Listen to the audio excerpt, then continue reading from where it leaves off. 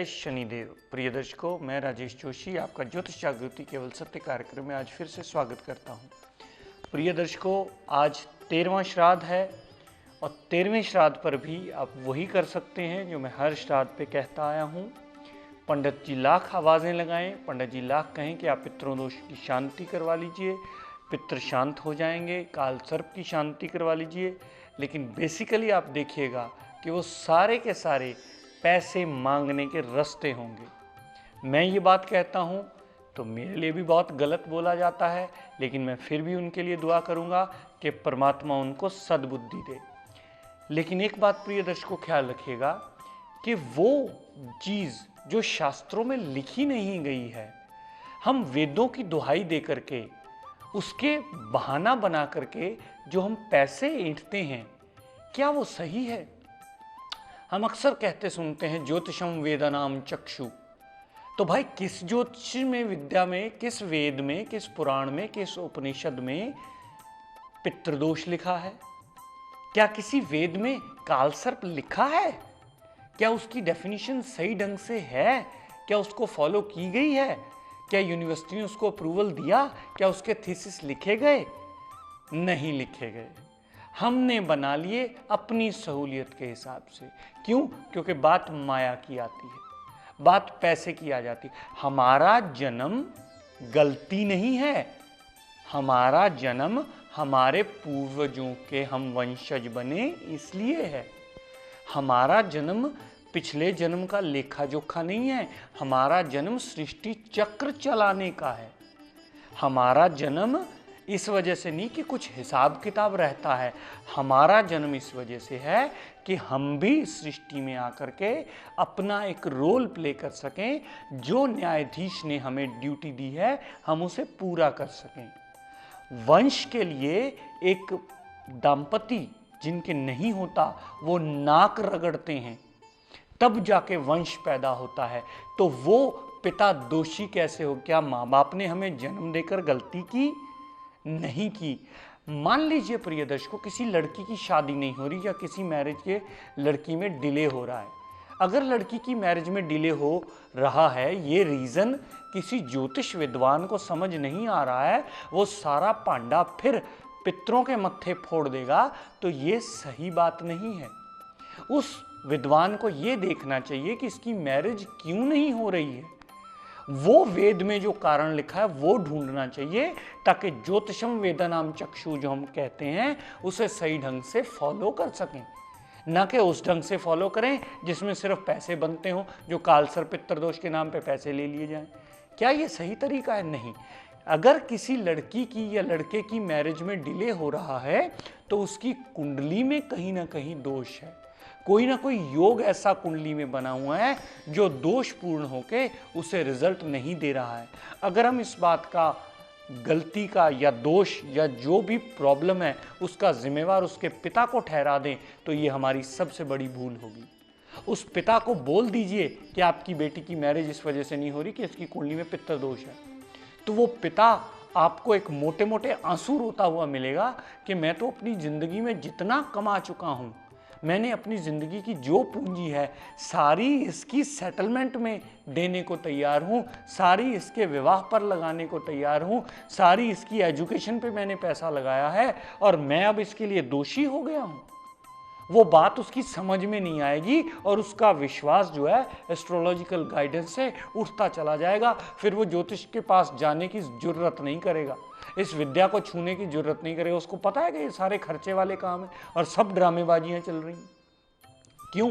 क्योंकि ये विद्या एक बड़ी सिंपल और सटीक ढंग से सही तरीके से लिखी गई है, लेकिन हमने अपने मतलब के लिए इसको कॉम्प्लिकेटेड कर लिया है कि जो भी आए उसकी मत मारो और उससे पैसे लो।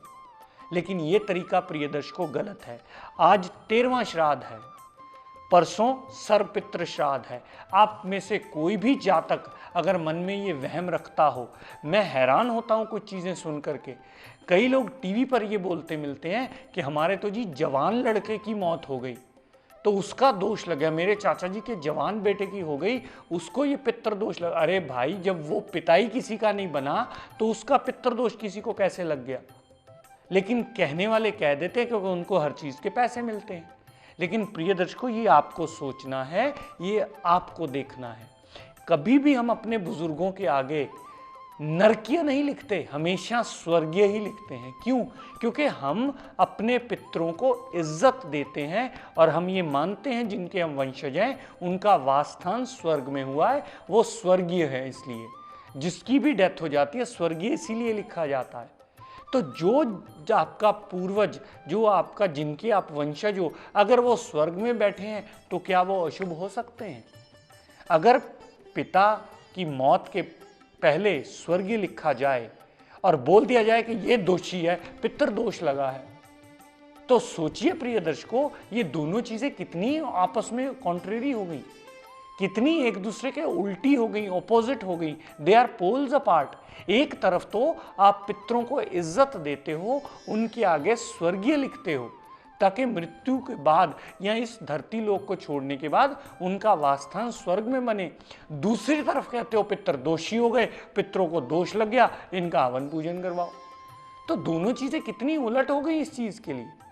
तो समाज में इस चीज को अगर सही दिशा देनी है तो या तो पितर अगर दोषी हुए तो आप पितरों के आगे नरकीय ही लिखिएगा। क्या लिख सकेंगे?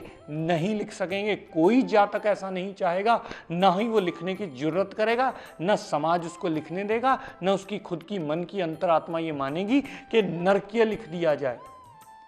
क्यों? क्योंकि पितृ सदैव शुभ होते हैं। जिनके हम वंशज हैं, अगर उनकी मृत्यु हो जाए या उस दुनिया को त्याग दें, उनके आगे सदैव स्वर्गीय लिखा जाता है। तो फिर ये दोष की कैटेगरी में क्यों आ गया? एक पिता और पुत्र चले जा रहे थे तो नदी में दोनों की स्थिति डामाडोल हो गई, वो दोनों नदी में गिरने लगे। तो बेटे ने कहा कि डैडी मुझे अपना हाथ दीजिए। तो डैडी ने कहा नहीं बेटे, तू मुझे अपना हाथ दे। जितनी बड़ी मुश्किल आ जाए, बेटा बाप को छोड़ सकता है लेकिन बाप बेटे को कभी नहीं छोड़ सकता।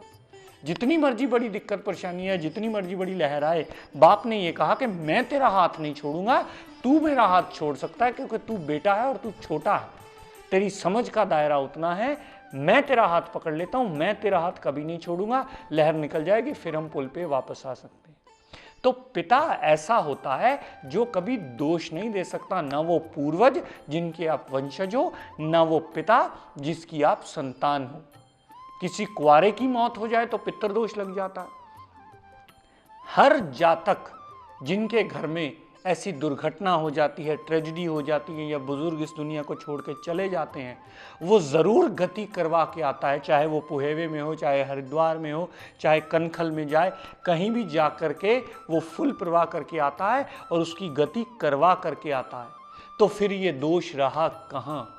और हर साल शास्त्रों ने ये व्यवधान दिया है कि सर्वपितृ श्राद्ध वाले दिन, जो परसों को आ रहा है, परसों का एपिसोड आप देख लीजिएगा, मैं उसमें कुछ रेमेडीज बता दूंगा, आप कर लीजिएगा ताकि सर्वपितृ श्राद्ध की शांति हो जाए और आपको उस दिक्कत परेशानी से जो मेंटल पीस है वो खत्म हो जाए और बुजुर्गों की आशीष, आप जिनके वंशज हो, आपके पूर्वजों की आशीष सदैव मिलती रहे।